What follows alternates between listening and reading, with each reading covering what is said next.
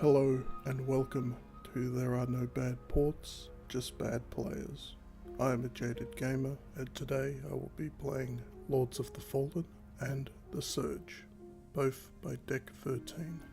Both of these games are modelled after the Dark Souls style of computer game. That is to say, resource management and restrictive gameplay that results in difficulty. I will be starting with Lords of the Fallen, simply because it was released first of the two.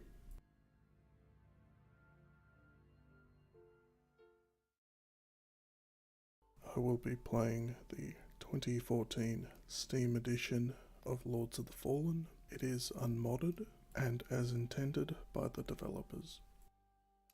I'm using my standard TFGH for movement, R and Y for heals or magic. The camera is controlled by the mouse, along with all of my attack buttons. No numpad for me today.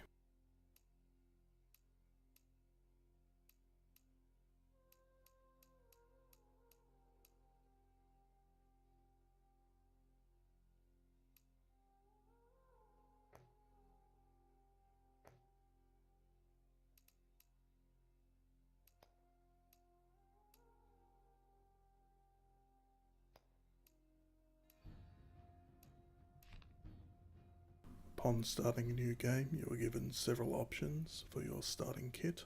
You have the choice between 3 types of magic and 3 types of armor / weapons. Now, because I'm boring, I always go with the short sword and brawling magic. There are other reasons, of course, besides me being boring, but I'll bring those up later on.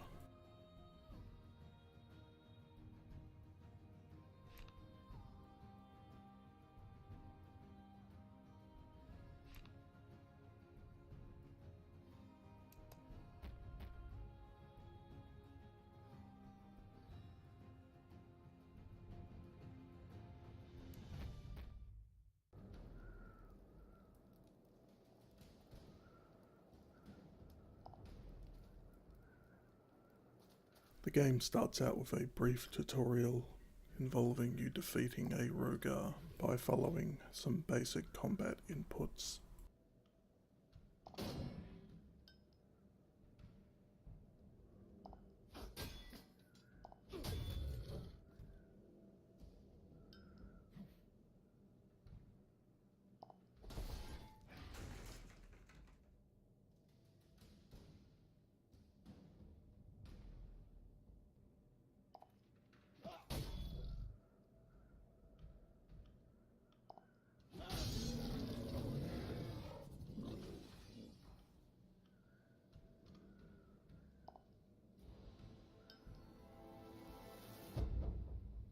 Shortly after this, you're thrown into the first boss fight with a bang, or a shield bash I guess. As far as first boss fights go, it's pretty decent. His attacks are well telegraphed, and with every chunk of health lost, he strips a bit of his armor and becomes faster, while also adjusting his attack patterns.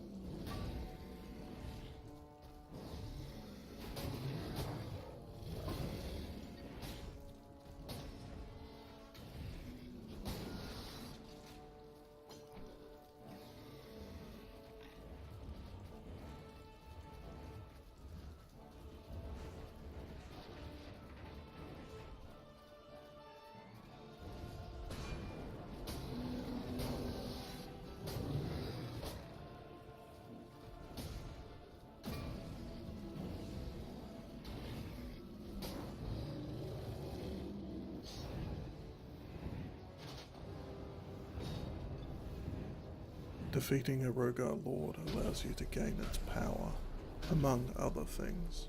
Some of the boss fights have special conditions where, if met, you will gain a powerful item at the end. None of these are spelt out for you, it's up to you to work them out, and I won't ruin them for you.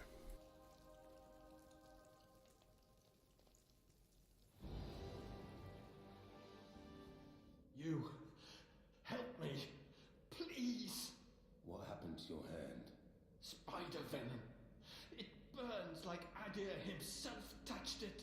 Rip the wound and suck the During the poison out. adventure, you come across several NPCs that result in choices needing to be made by the player. Although they're not all equal in terms of repercussions.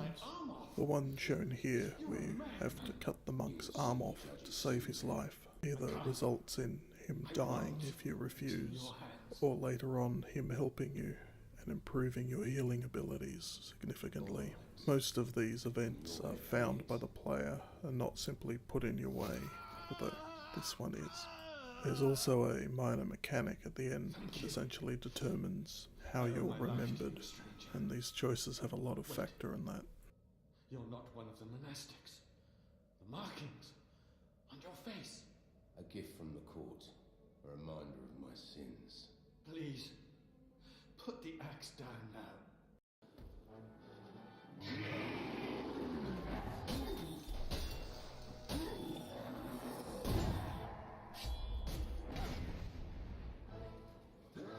The next lord you fight is a bit of a time waster. Likes to summon in allies and keep his shield up the whole time. You'll need to practice running circles around him for later bosses.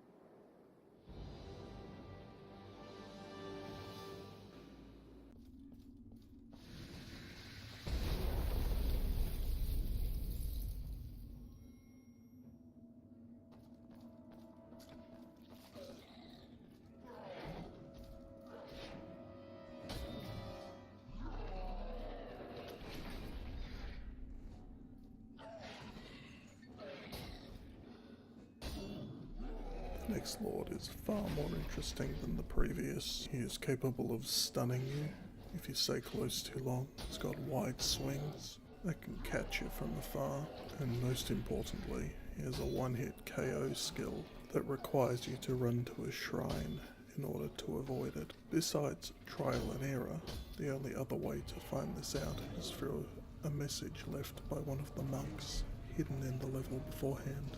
A good way to reward exploration.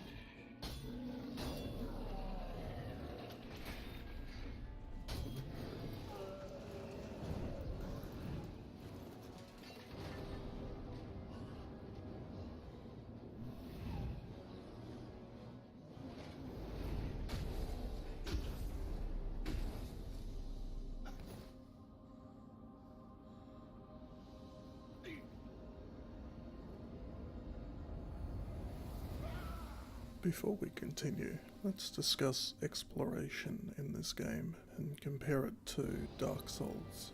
It's contemporary. So, in the Souls game, items are left around the world for you to collect, and it's no different in Lords.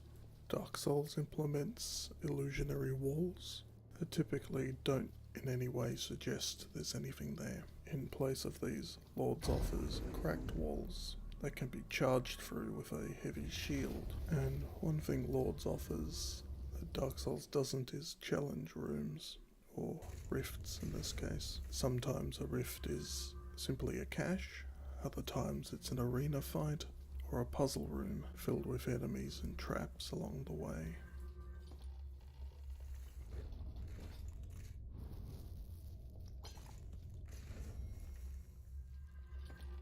One thing that Lords does excessively well in regards to its movement controls is the ability for your character to jump. All you have to do is run and press the jump button. Sounds simple, doesn't it? Well, I'm yet to play a From Software game where requiring a jump doesn't make me panic.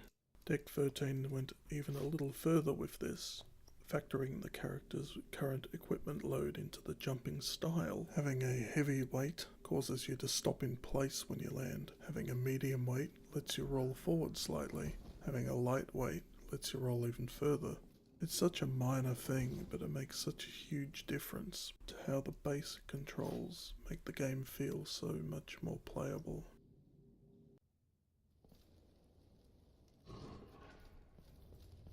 Lords also includes timer puzzles, in which you hit a switch and you run to the gate that opens before it closes. Sounds simple. They managed to factor in two ways of doing them.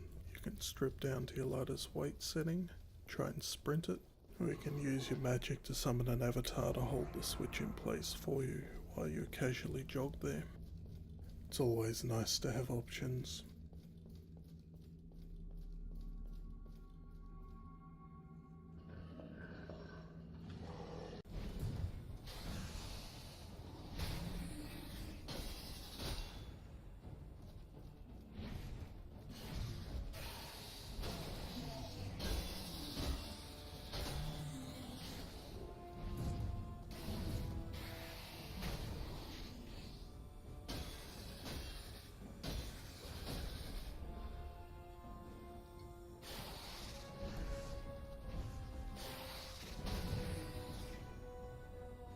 The next lord you encounter can be quite difficult if you do not avoid her wide swings. In order to properly damage her, you need to remove the armor on her legs.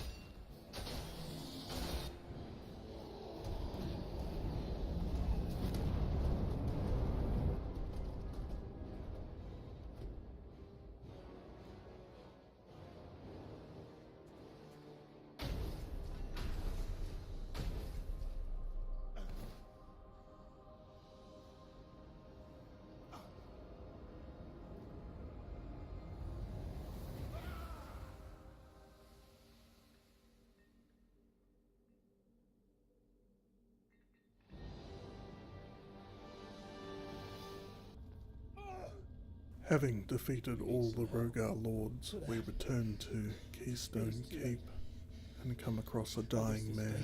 He refuses our aid, but informs us that a Rogar lord has been seen in the catacombs beneath the keep. The cellar of the citadel. I did not make it. The others jumped into this open pathway. You were on the other side. Why? I stopped the Rogar attacks. So there's still hope. You have to tell Antanas. Maybe then he will stop doing these. What? Go through catacombs. Antanas. You see.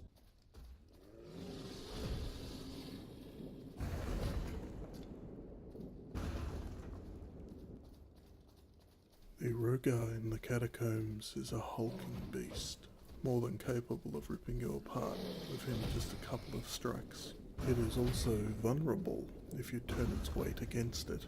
By planting your tower shield in the ground, it is too strong for the beast to penetrate, and it recoils horribly when it strikes it, allowing you to get in close for a couple of quick, powerful strikes.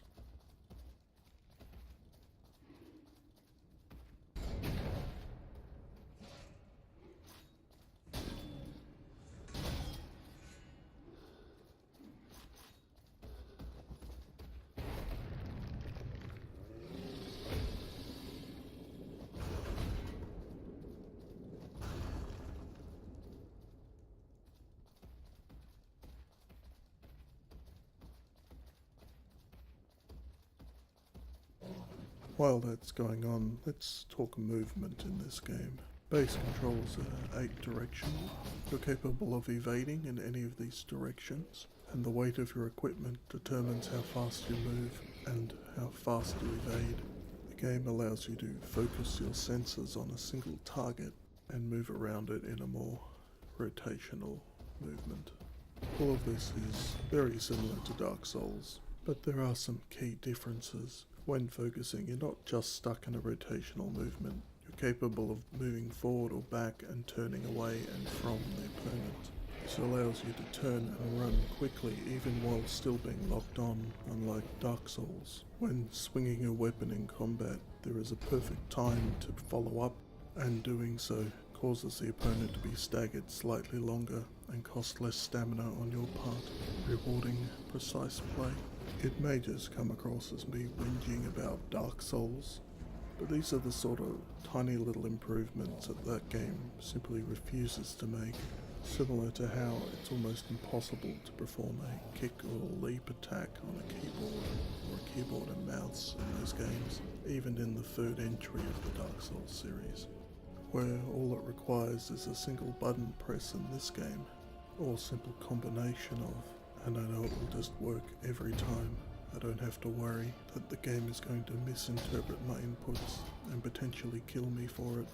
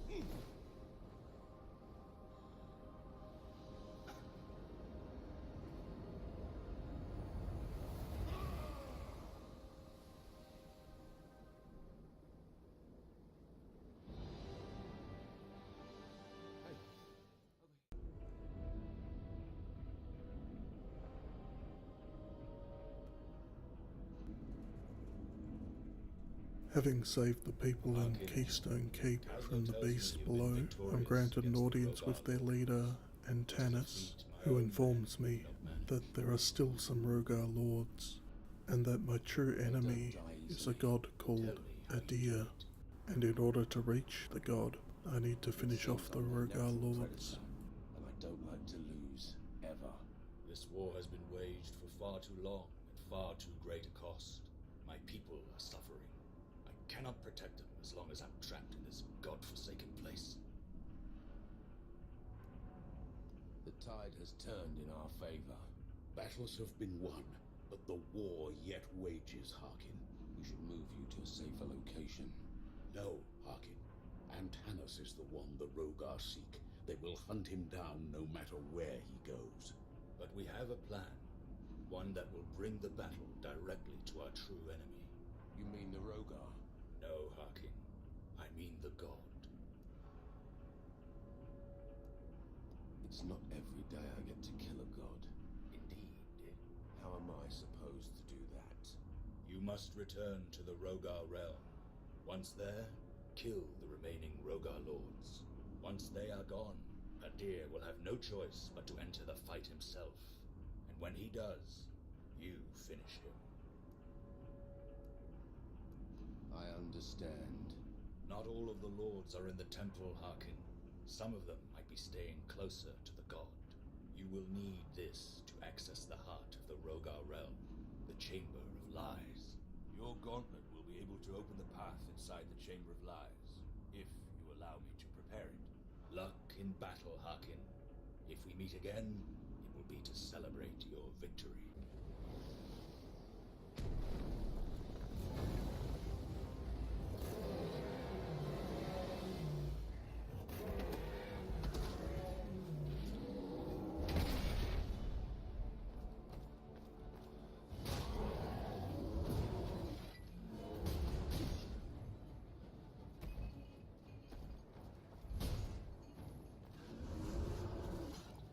Leaving Keystone Keep, I am ambushed by a Rogar Lord, even larger than the last one. This one proves very difficult to approach. Fortunately for me, I tend to play a tank, so taking the hits works well for me.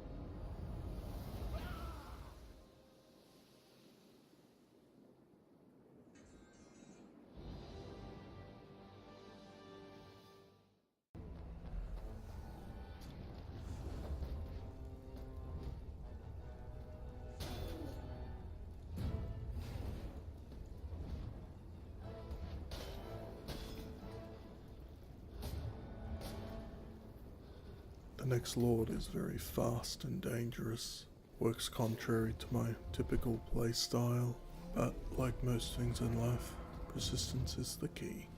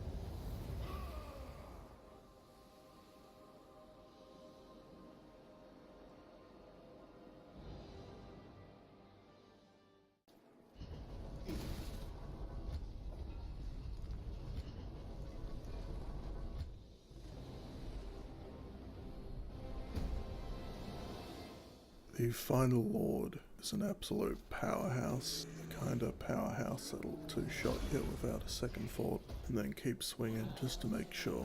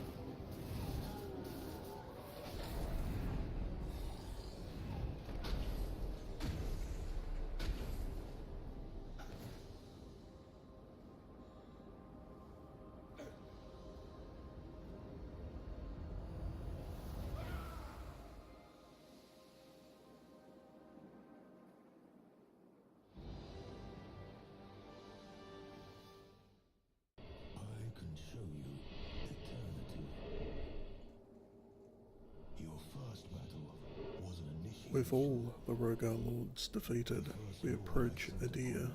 Adir explains that he is not our enemy, and even though he created the Rogar, he does not control them. Antanas is our true enemy. He seeks the power of a god, and this is forbidden for mortal men. Adir grants us a powerful rune and tells us to use it to stop Antanas. Because you perceive them to be your enemy. You fail to see their true nature. Returning to Keystone Keep once again, we battle through more Rogar and those still loyal to Antanas to reach him at the top of the citadel, only to be greeted by a monster. The power Antanas seeked overwhelmed him and he turned into this creature.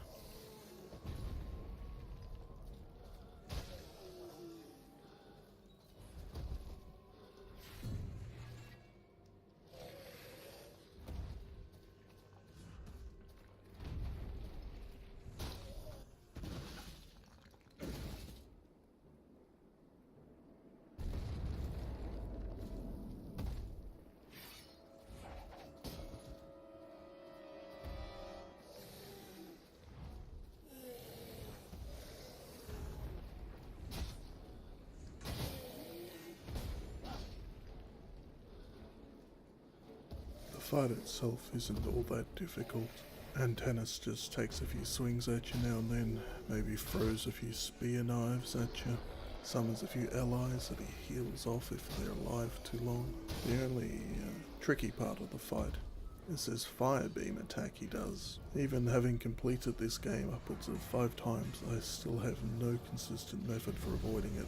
It's a kind of attack that randomly one-shots you for no apparent reason. But besides that, it's an okay fight.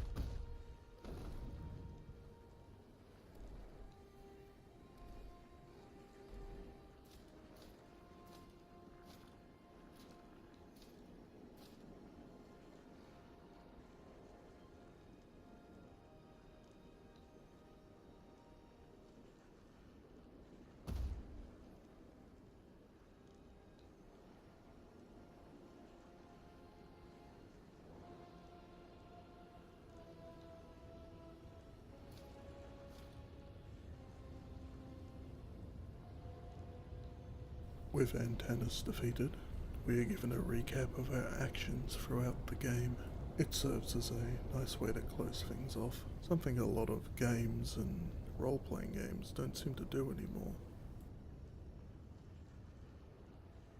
And so, Harkin carried out the will of Adir, and put the rune in his weapon when he struck Antanas down. The god of old returned to our world, a master once more.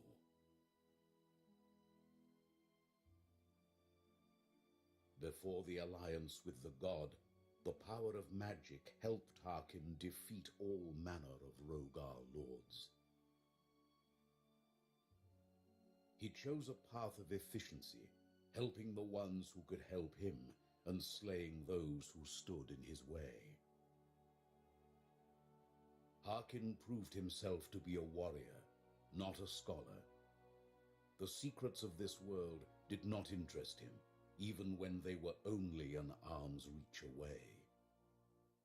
He chose to turn a blind eye to Antanas' dark experiments.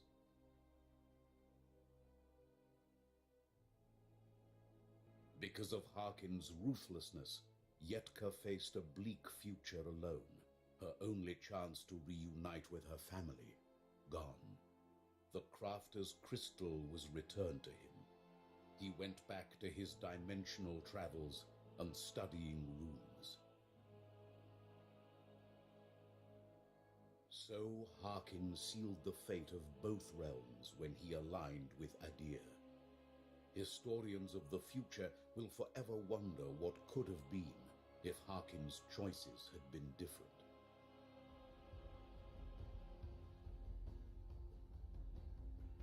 So, what's the best thing about this game? Well, obviously the armor porn. Every single piece and set of armor in this game looks absolutely fantastic. Not to diminish the weapons and shields though, they all look equally as good. It's just so refreshing to see a game where they actually cared to put detail into the armor and not just the statistics on it. Every single set has its own unique look and style to it as well. You might criticize me for focusing so much on graphics and something that doesn't really matter. And I completely agree. I'd be the first to champion that graphics don't matter. As long as I can see what's going on, that's all that matters to me. However, this isn't the 1980s anymore. We have computers that can render anything, so we may as well put that to good use, even if it is just a frivolous use. Well, enough of me being a massive hypocrite. Still one more game to cover. The version of The Surge I'm playing is the 2017 Steam Edition, unmodded as intended by the developers. My control setup is very similar to Lord's. TFGH for movement, X for sprint, R to heal, Y for drones, the mouse to aim, because this isn't a From Software game, the mouse actually works. All of my attacks and blocks are on the mouse, as well as the targeting system on the mouse wheel.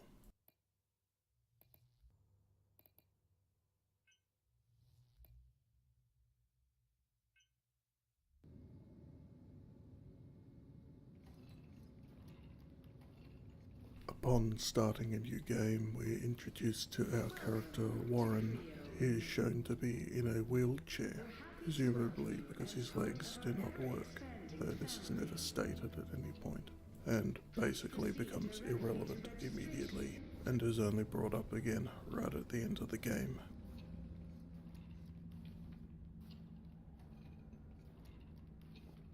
All passengers, please proceed to job registration immediately. This station will be shut down shortly. Welcome to registration. Creo believes in the right tool for the right job, and the right person to wield it. Before the game starts proper, we're given any relevant choices to what type of machinery we want. The only thing the choice does is give you 2 free pieces of equipment, and they can just be collected off the corpses of opponents later on, so Creo has the it's not job really for you. important.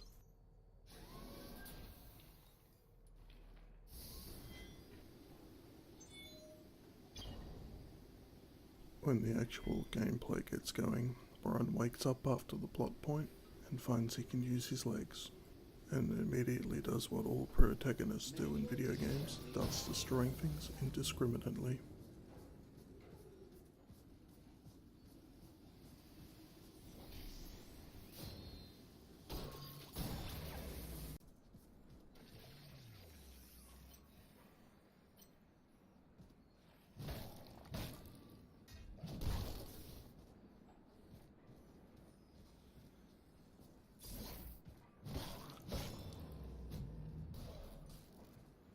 somewhat lengthy tutorial commences after this, though I feel it's appropriately long compared to the complexity between this and Lords.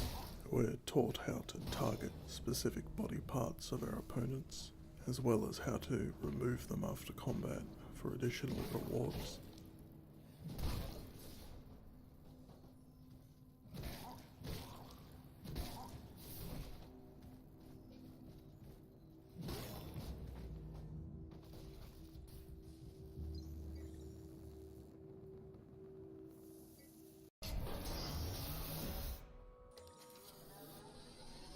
With the combat tutorial done, we're taught how the medbay works and how gear is constructed in this game.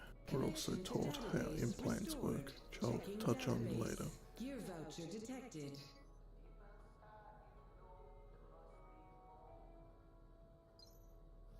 Gear voucher redeemed.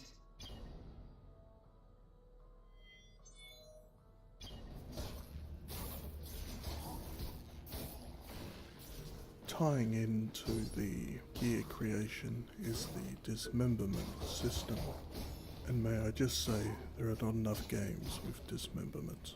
In order to dismember your opponent, you must focus attacks on one particular part: head, arms, legs, chest.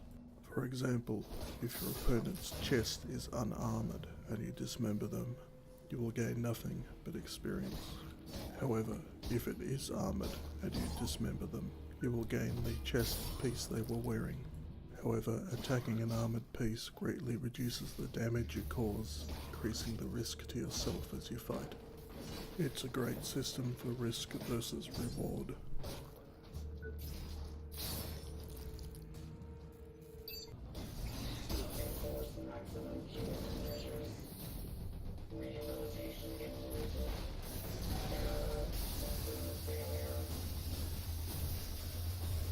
The first boss in this game is a defunct security robot. As far as first bosses go, it's pretty standard.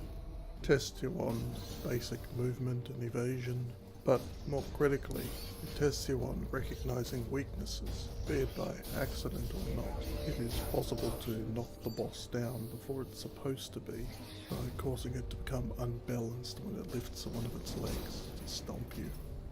The only other way to knock it down is by causing it to hit itself with its own missile projectiles.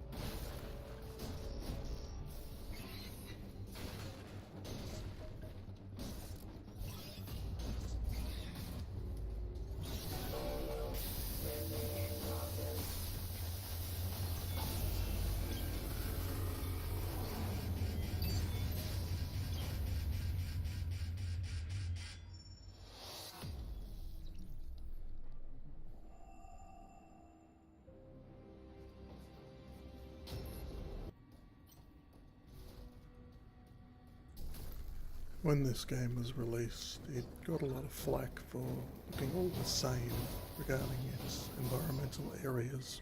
Come to think of it, Lords of the Fallen got similar criticisms, being most a snowy fortress, and of course the Surge being more or less one large industrial complex.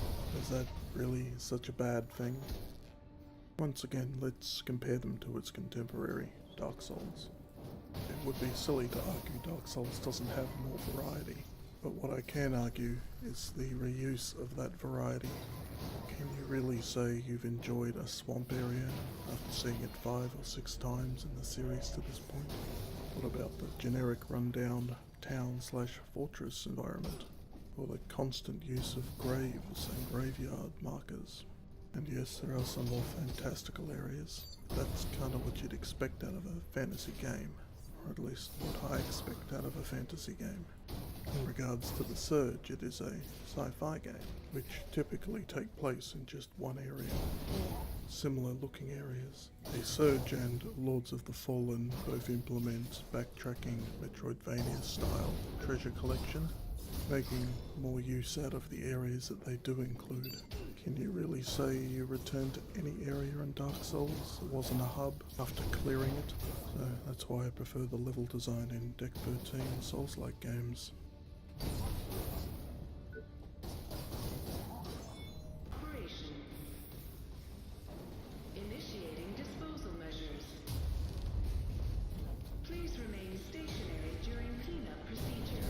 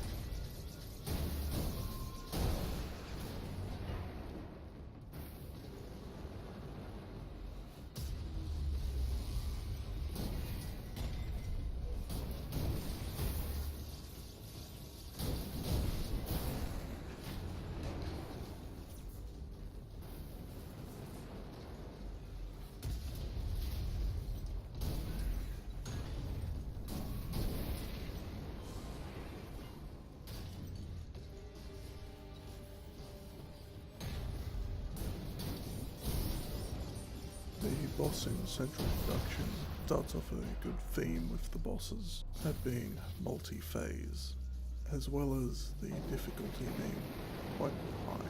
All it can take is one mistake and you're down.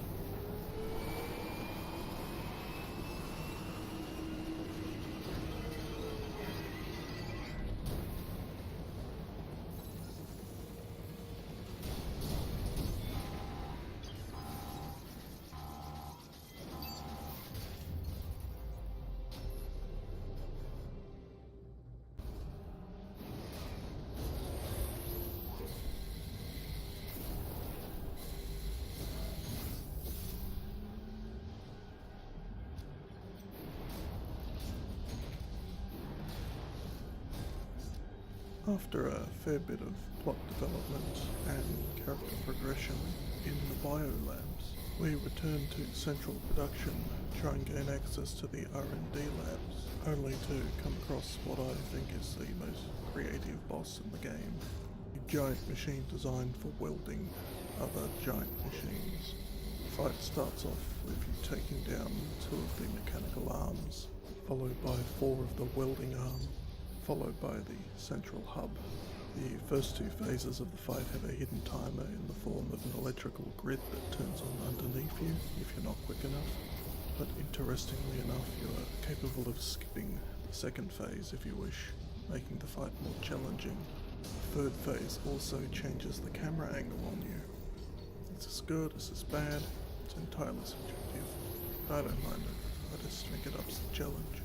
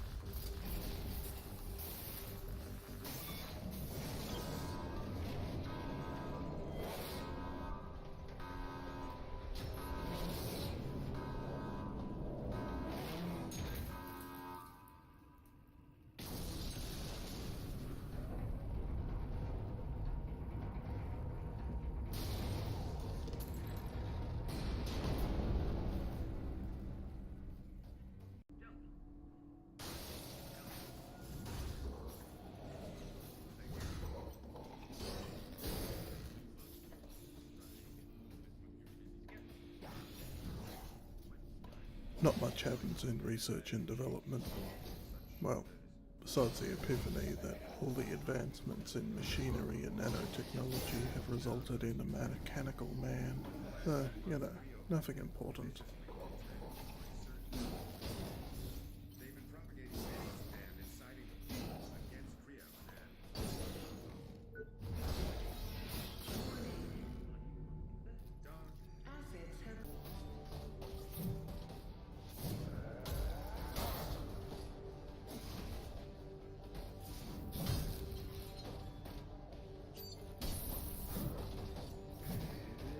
After finishing up in R&D, we head to the executive forum and encounter the first human boss.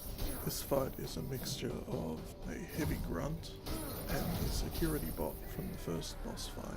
Periodically, the Black Cerberus runs off to heal behind a force field and summons a security bot to take you down. The security bot is significantly weaker than you are at this point, So, efficiency is the key to this fight, and unsurprisingly I quite like it, even though it can drag a bit if you screw up. I still like the idea of having two bosses in one, while only having one of them be an actual threat.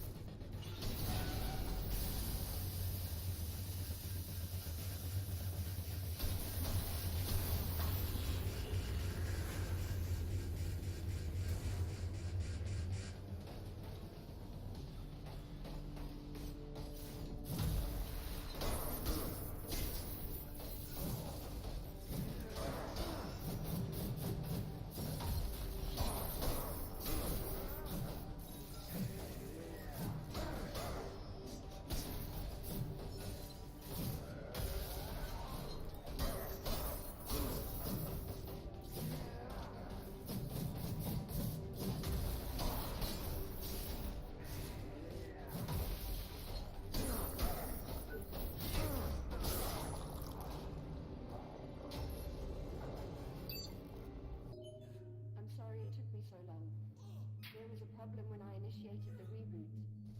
The following surge threw me out of the system. It's all right. I'm here now. Reaching the pinnacle of the executive forum, you discover that the person helping you through a hologram is actually a rogue AI, born from a fluke in the technology used that powers your suit and all of the technology you've seen thus far. It wants to upload and launch itself on a rocket so that it can contaminate all of the satellites in the world and essentially bring about an apocalypse so that it can start over with its vision of the world. System. Defibrillator online. 2, 1, charge.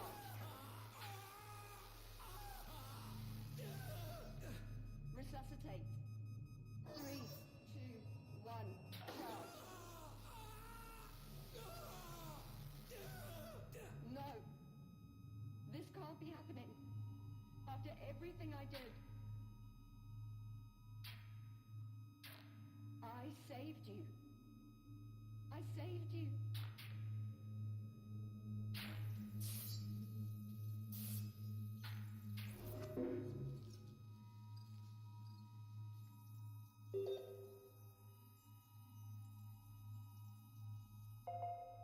Launch preparations initiated. Nucleus. The next and final level revolves around a movable checkpoint. Up to this point, the game has revolved around one checkpoint per level, which is pretty decent game design. They step up the game just once more for the final level, which is always appreciated, by having it move vertically as you need it to, as you progress up and down the level. This is not a scheduled break time. Before we finish this up, let's quickly discuss implants and the leveling system. Your level is determined by the core power, which you can level up by putting scrap or experience into. You can further upgrade your rig, which carries the equipment, by finding rig upgrades throughout the game. There are 2 that I know of, and by upgrading the rig, it allows you to put more implants in. Implants have a variety of effects. Some heal you, some buff you, some give you more health, some give you more stamina, others help you block attacks more effectively. And for every piece of equipment and implant you wear, it raises the core power cost. By default, the core power is level 10, and it is possible to complete the game at this level. However, I'm not Korean, so I'll probably never attempt that.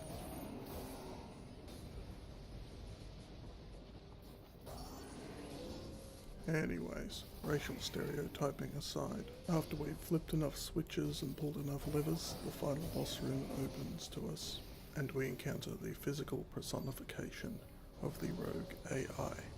While fighting it, it speaks to you, claiming that war is not the answer, unification is, and that it is the collective minds of everybody who worked on the project. However, we know better. Just like a grey goo event, once genie's out of the bottle, there's no putting it back in.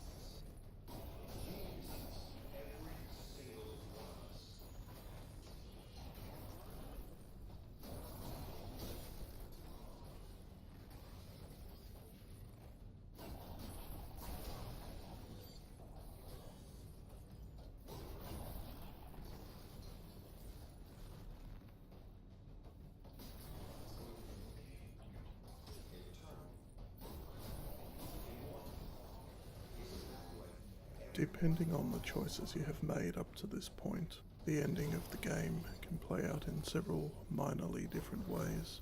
I won't spoil any but the one I'm about to show you. Simply put, I wasn't a very nice person. I ignored the help from others and chose to do nothing about the launch sequence or upload a preventative program to try and stop the AI if it got into orbit. As the physical personification of the AI is defeated, the shuttle launches and chaos breaks loose in the facility.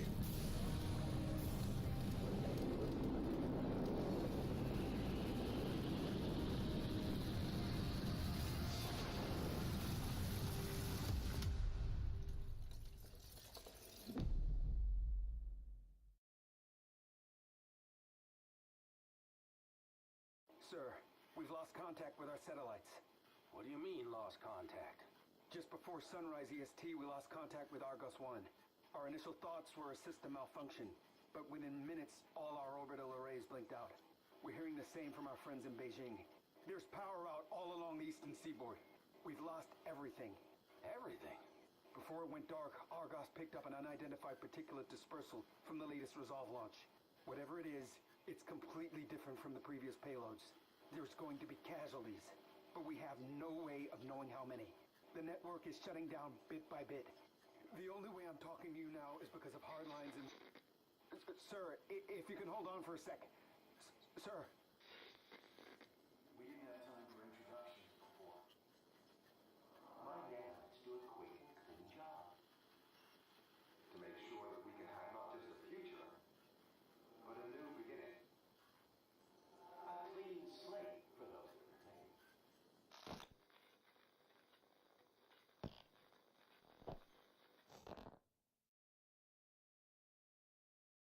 Warren awakes, seemingly unable to walk. He struggles towards a wheelchair in the distance.